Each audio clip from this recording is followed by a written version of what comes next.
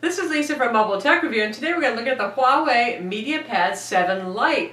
This is your basic Android tablet, not super high on specs, not too bad looking though. Looks a lot like the HTC Flyer, if you remember that from the back here. Aluminum casing, unibody design, plastic over here, 7-inch.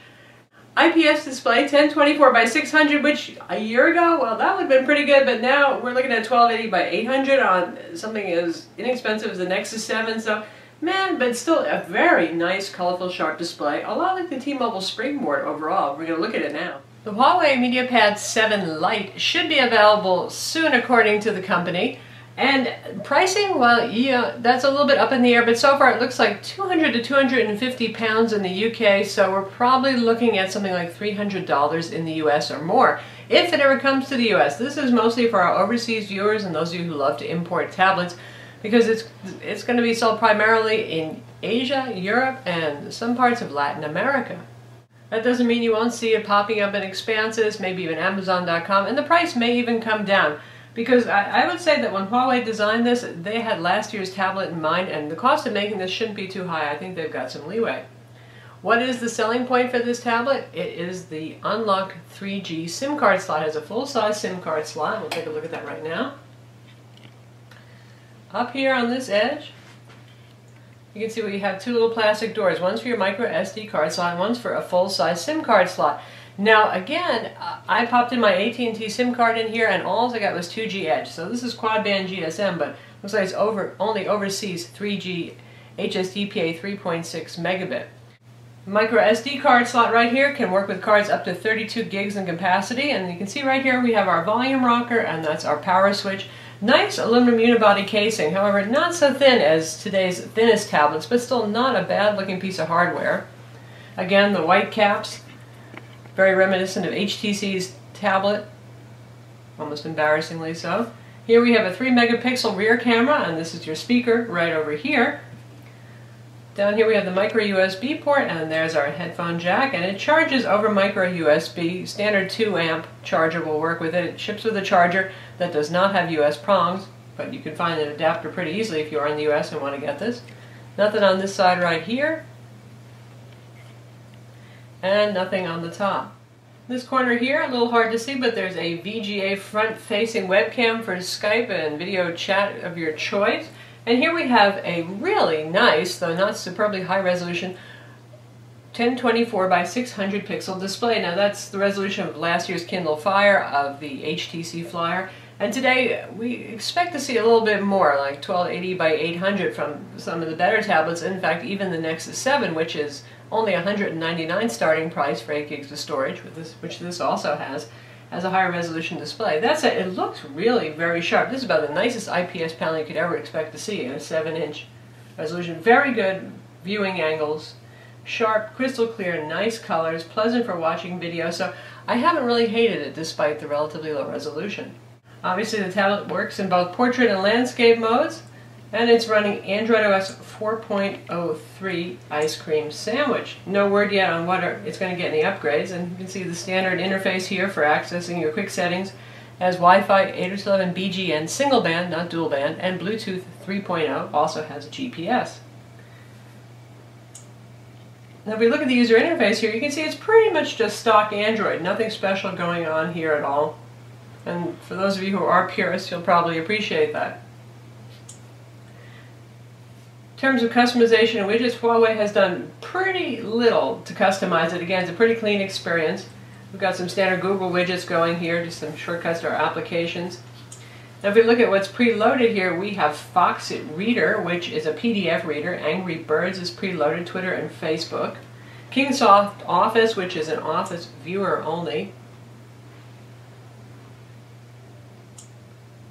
If we tap here, you can see the full toolbar of things that you can do, but again, this does not create documents. Still handy for viewing though.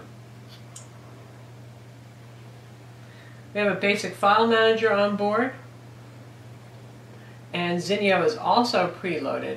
Interestingly, there's a voice dialer here.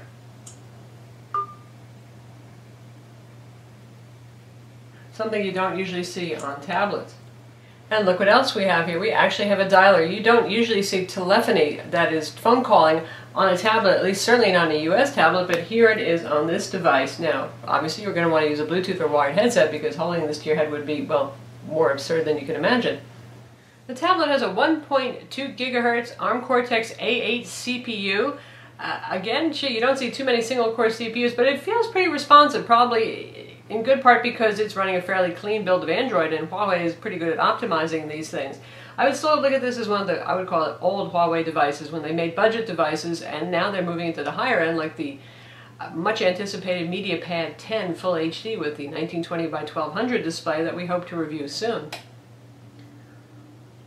On Quadrant, it scores 1328. That's not going to set any records anymore, obviously. Most products are scoring in the 4,000s to 5,000s these days. On Tutu, 2652.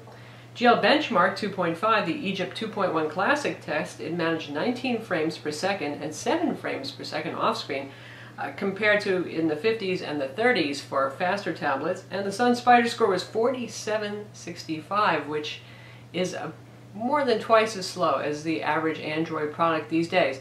Now that I seemingly have trashed the performance on this, again, it feels just fine when using it. I haven't felt like it was a sluggish device in the least. Still, when you compare it to something like the Nexus 7 made by ASUS for Google right here, $199, thinner, much faster Tegra 3 CPU, similar footprint. Nexus is going to be a little bit thinner.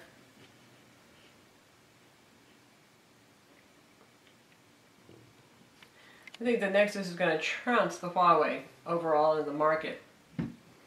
The one thing that the MediaPad 7 Lite does offer is that unlocked 3G GSM service, but soon it seems that rumors are true. Google may release a 3G Nexus 7 or a 3G 4G Nexus 7, in which case that would be really interesting, to say the least. The tablet does have a few tricks against the Nexus 7, though. It does support MHL via micro USB adapter. No USB host, however, on the tablet. And though Huawei sometimes markets this as a 1080 tablet, well, obviously the display resolution is not that, but it can play 1080p video pretty capably despite the CPU. You really don't need a whole lot of cores going on, just some pretty decent software optimization will do the job. So we're going to test out some trailers now and see how it does. And we'll start out with a 720p video because that more closely matches the resolution of the display. You can hear the speakers while we're doing this as well.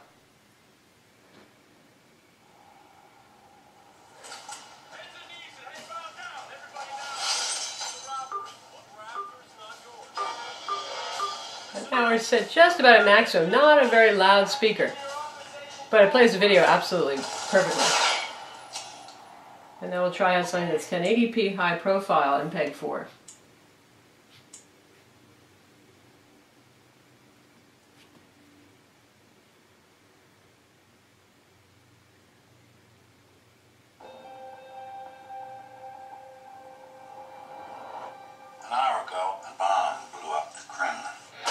Better sound on this clip, obviously. Higher quality sound helps. We can actually bring the volume down. Initiated Ghost Protocol. The entire IMF has been disavowed. So it's doing a fine job. Now I've been ordered to... So there you go. For a single core 1.2 gigahertz CPU, it's perfectly adequate for you in playing 1080p video. Not so bad. And now we'll check out the web browser, and you can see the standard on-screen keyboard. By the way, this has haptic feedback. Nice for this sort of a budget end tablet, though it's not enabled for the keyboard by default. Now we'll load our own website, Mobile Tech Review. Doing this over Wi-Fi. Pretty quick, a little delay for the ads to load, but that's not so bad. Really, actually pretty good speed. Does a good job. So let's try out a YouTube video using the HTML5 player and see how that goes, and we'll check out our video of the Kindle Paperwhite.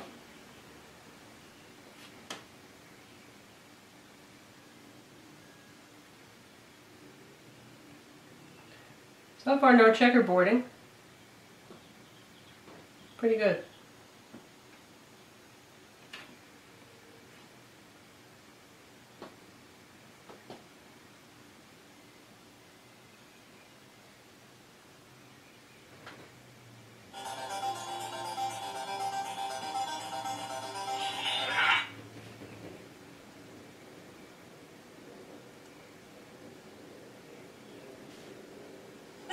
from Mobile Tech Review. Today we're going to look at the Kindle lip sync is a little off initially.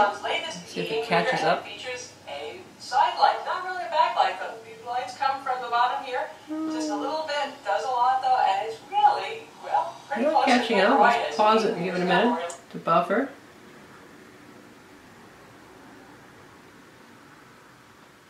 Look at it now. The Kindle Paperwhite is Amazon's, the Paperwhite as e-readers go. We're going to look at it now. The Kindle Yeah, it got a little bit better once it was buffered up, but still there's a little bit of loss of lip sync there on the tablet. Tablet has a 4100 milliamp lithium-ion battery that's sealed inside, and as you'd guess from a CPU that's not all that demanding, it has pretty good battery life. So far we've easily gone through about 2.5, 3 days with moderate use of the tablet, some web browsing, checking emails, streaming a couple of videos. Not using it super heavy duty. If you do something like use it as a navigation device, then obviously you're going to have to charge it more often, or if you play videos all day long. I would estimate that you should get about 8 hours of video playback out of this though. Tablet has 8 gigs of internal storage and it has 1 gig of RAM. Again, there's a micro SD card slot to expand your storage. It's a fully sanctioned Google tablet, and that means you get all the official Google applications on here. So you can see we have the calendar, we have the Google Play Store, the YouTube player, all of it's on board here. As you might guess, a VGA front video chat camera is not going to take the most stupendous video for you, and that 3 megapixel rear camera is just so-so, so this is not a Shutterbug's dream. At least it does have a camera though in the back, which is something that the Nexus 7 doesn't have in its defense.